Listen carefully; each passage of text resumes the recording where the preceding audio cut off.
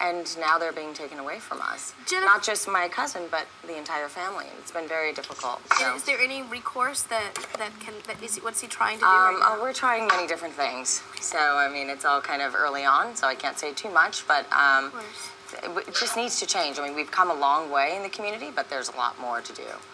And Joshua's back. And Joshua's back. And I'm so happy. Right now, we're talking about the importance of rights and awareness because of when the unfortunate happens. You know, we are all people, and right now her cousin is in a situation where he might not have rights or visitation with his children just because of the state that they live in.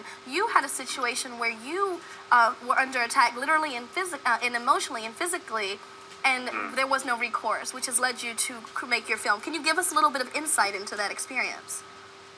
Yeah, sure. I mean, it's a long story, but I'll be very brief. I came out at 14 in a very, very small town, and you know, was met with a lot of intolerance and hatred and homophobia, and you know, years and years of verbal harassment, and eventually I was the victim of a hate crime, a physical hate crime, but you know, I've really harnessed everything that's happened to me, and as a way to help others who are currently dealing with that sort of situation and that experience. Wait, really quickly, someone while we're talking about this yes, okay, it's gone now. Thanks. I wanted to make sure that we listen to what you had to say because it's very important. And you're frozen again. Oh no. Oh no, but I think we have having some problems. Oh, I think he's back. Okay, now there's two of you, which is better. I'll take it. We're having some tech problems, I think. So, you know, I've really I've taken what has happened to me and I've utilized it as a way to help others, and that's what we're currently doing with Whispers of Life. I feel that, you know, my message to those that are experiencing similar forms of discrimination at the moment and bullying is that really to find the magic and strength within yourselves, and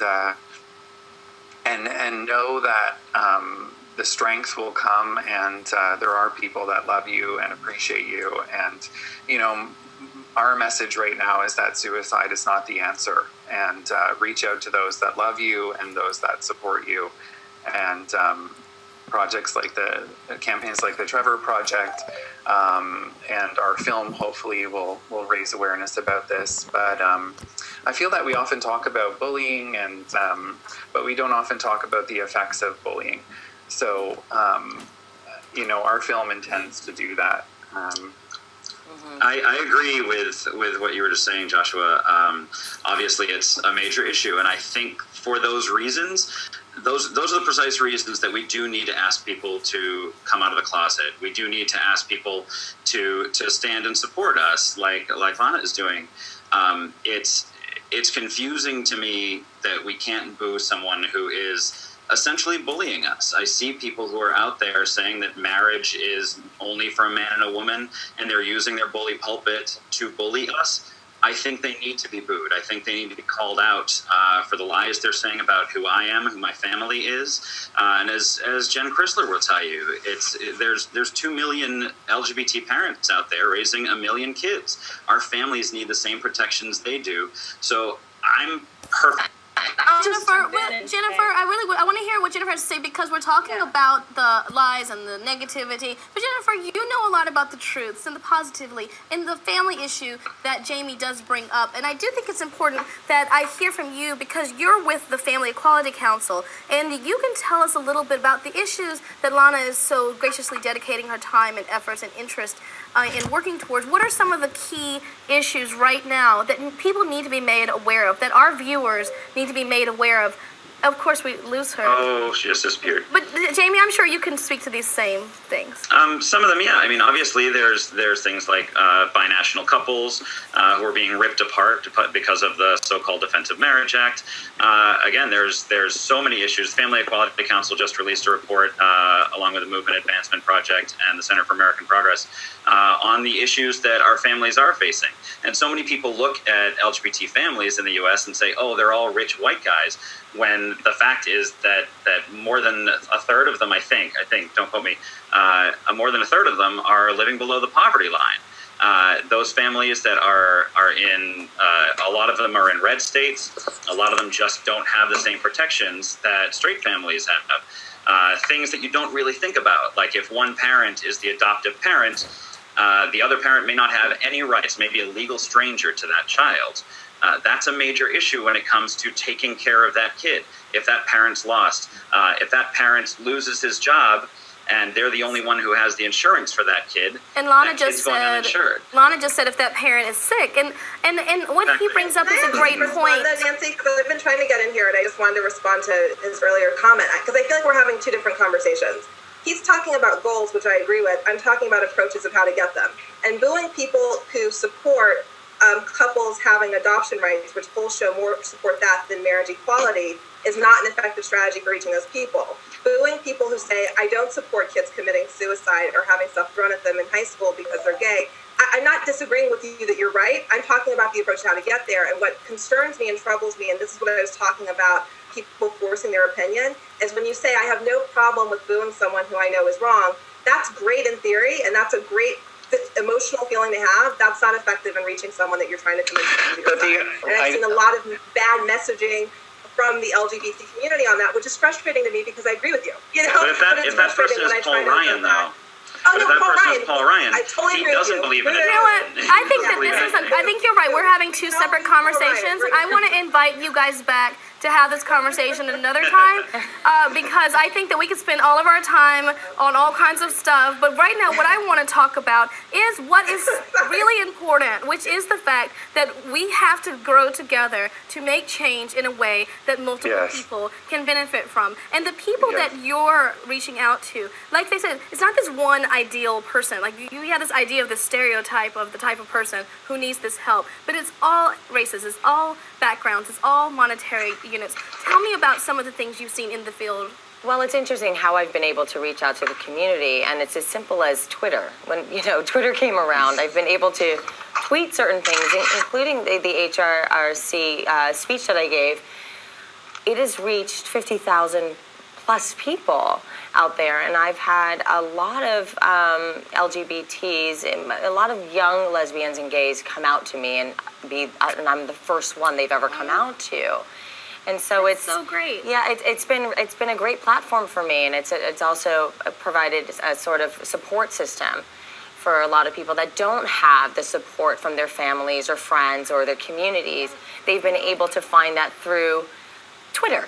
And they've been able to find it, and a lot of people think, oh, but you're not exactly who we think they'd want to come out to. Right. But you're a perfect example. We have a comment from ML Woman, and I want Jennifer to get in on this. But ML Woman says, I'm a white middle-aged female who's been married for 20 years, and I want the community to know I support you 100%. Jennifer, how important is it that we all band together, regardless of our background, to, like as George Clooney says, which I love, to be on the right side of history?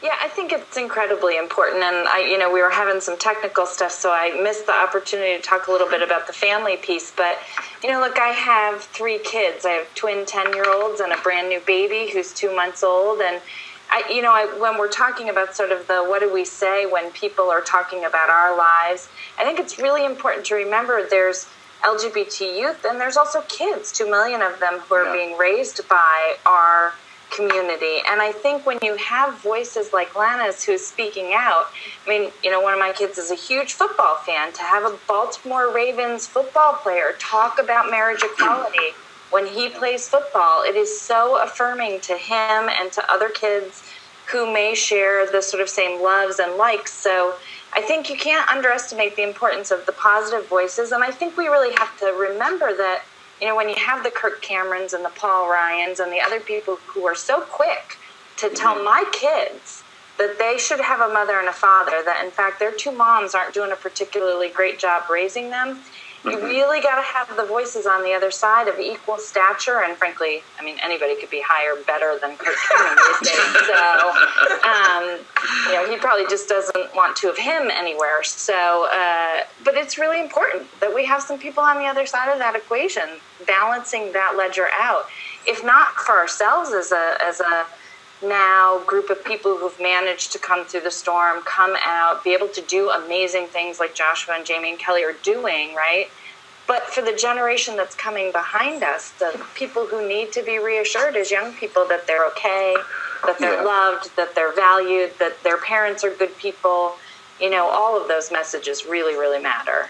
I think that's extraordinarily well said, too. Sorry. I was going to agree with just something she said about, I think in terms of the voices that are lent to this debate, I think part of what makes a big difference, at least I've heard this from other people, is when you can sense the genuineness in the story, right?